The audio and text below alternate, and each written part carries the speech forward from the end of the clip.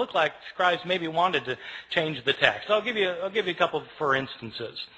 In Mark chapter 1, the Gospel of Mark, we read at the very beginning that we read, as was written in Isaiah the prophet, behold, I send my messenger before your face to prepare your way for you. Okay, this is in Isaiah the prophet, behold, I send my messenger before you.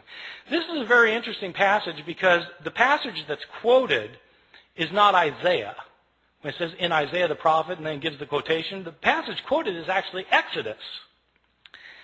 So it's interesting that in the later manuscripts of Mark's Gospel, the text is changed.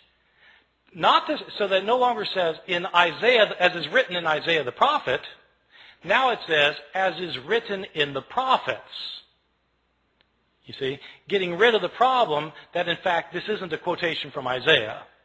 Right? See, so maybe that's a slip of the pen, but it looks to me like somebody saw that this could be taken as a mistake, and they changed it as a result. Or give you a second example. In Luke's Gospel, chapter 2, we have the only story of Jesus as a boy in the New Testament. Jesus is a 12-year-old, and we're told that he and his family have taken a trip to Jerusalem to celebrate a festival, probably the Passover festival. It is a peculiar story because they celebrate this festival, and then the family goes back in the caravan back home, and 3 days later they realize Jesus isn't with them. I mean, you might think they would have checked ahead of time, but he's not there, and so they go back to Jerusalem to try and find him, and on the third day his mother finds him in the temple. And this isn't an accident, by the way, that it's on the third day, right? This is a foreshadowing for Luke of what's going to happen at the resurrection narrative, where on the third day Jesus will rise from the dead. Well, so on the third day, his mother finds him in the temple, and there's 12-year-old Jesus talking to the leaders of the Jews and discussing with them matters of the law. And Mary is not pleased, and she sees Jesus finally after tracking him down for 3 days, and she says, "Son, why have you done this? Your father and I have been looking all over for you." Now, when scribes copied this, they were taken aback. Your father and I? But Joseph wasn't his father, right? Jesus was born of a virgin.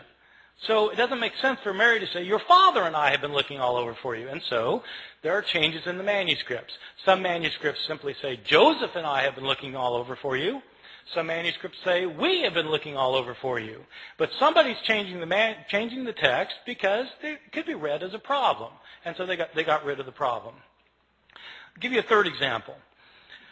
This example is in one of Jesus' discourses in the New Testament, in Matthew chapter 24, in which Jesus is talking about what's going to happen at the end of time.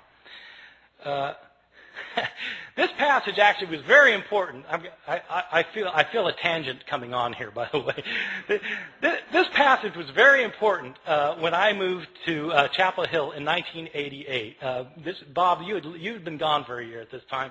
In 1988, there was a big furor in North Carolina.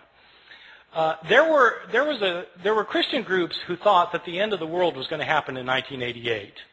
That Jesus was going to come back and take everybody out of the world who were his followers.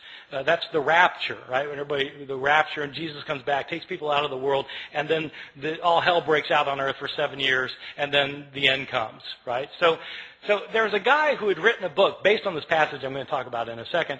A guy had written this book that was called 88 Reasons Why the Rapture Will Occur in 1988.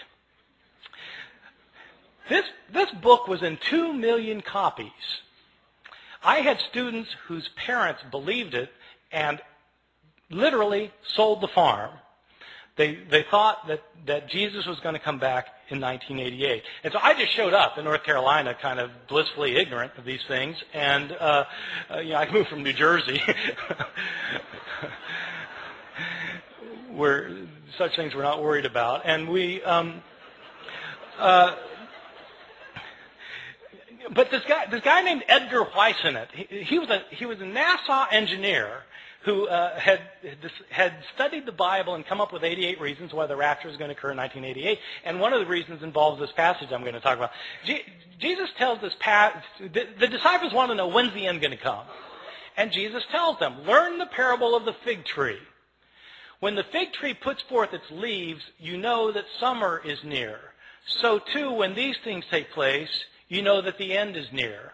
Truly I tell you, this generation will not pass away before all these things take place. So Edgar Weissman, this is one of Edgar Weissman's 88 reasons. So the way it works is this. What is Israel in the Bible? Israel is sometimes represented as a fig tree. Well, when the fig tree puts forth its leaves, you know that the end is near. Well, okay, so if the fig tree is Israel, when does the fig tree put forth its leaves? Well, the fig tree lies dormant over the winter, and then when springtime comes, it comes back to life. When does Israel come back to life? 1948. That's when Israel comes back to life, becomes a nation again. Truly I tell you, this generation will not pass away before all these things take place. How long is a generation in the Bible? 40 years. 1948 plus 40, bingo, 1988. This was one of the 88 reasons. Now, somebody pointed out to Edgar Weissman that Jesus in the same passage points out that no one knows the day or the hour when the end will come. When Weissman had said that it was going to come during the week of Rosh Hashanah in September. And so they said, but Jesus says no one knows the day or the hour. And Weissman was completely unfazed. He said, I don't know the day or the hour. I just know the week.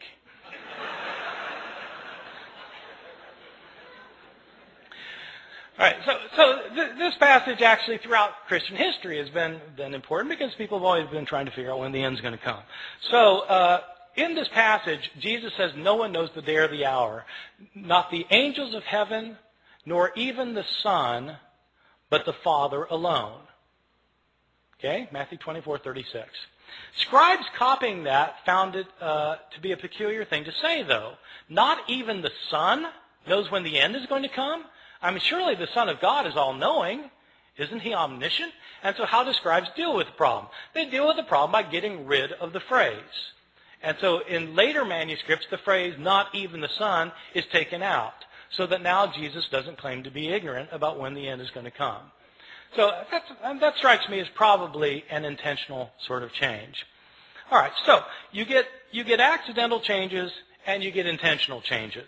I want to talk about some of the big differences that you get in some of our manuscripts, just so you can get an idea of how significant this problem can be. Probably the most familiar story in the New Testament Gospels is the story of Jesus and the woman taken in adultery. I'm pretty sure this is the best known story of the Gospels because it's in all the Hollywood movies. I mean, if you do a movie about Jesus, you've got to have Jesus and the woman taken in adultery. It's so much a requirement that even Mel Gibson, who the Passion of the Christ, which is about Jesus' last hours, has to get this in, and so he has a flashback showing this scene of Jesus and the woman taken in adultery. So the way the story works, it's found only in the Gospel of John, chapters 7 and 8. And Jesus is teaching the temple, and the Jewish leaders they drag this woman in front of him, and they say, she's been caught in the act of adultery. The law of Moses says we're to stone someone like this. What do you say? See, this is setting a trap for Jesus, because if Jesus says, well, yeah, stone her, then he's violating his teachings of love and mercy. But if he says, no, forgive her, then he's breaking the law of Moses. So what's it going to be? Well, Jesus has his way of kind of getting out of these traps, as you know, if you read the New Testament. So what he does in this case is he stoops down and he starts writing on the ground. And he looks up and he says, let the one without sin among you be the first to cast a stone at her. Stoops back down, starts writing again. And one by one, feeling guilt of their own sins, they begin to leave until Jesus looks up again and there's no one left. And he says to the woman, is there no one left to condemn you? And she says, no, Lord, no one. Jesus replies, neither do I condemn you. Go and sin no more. There is a textual variant in a now lost manuscript, which when Jesus, about this line about when he says, let the one without sin among you be the first to cast a stone at her. In this one textual variant, it indicates that a stone comes flying out from the crowd, nails the woman in the head. And Jesus says, Mom, sometimes you really tick me off.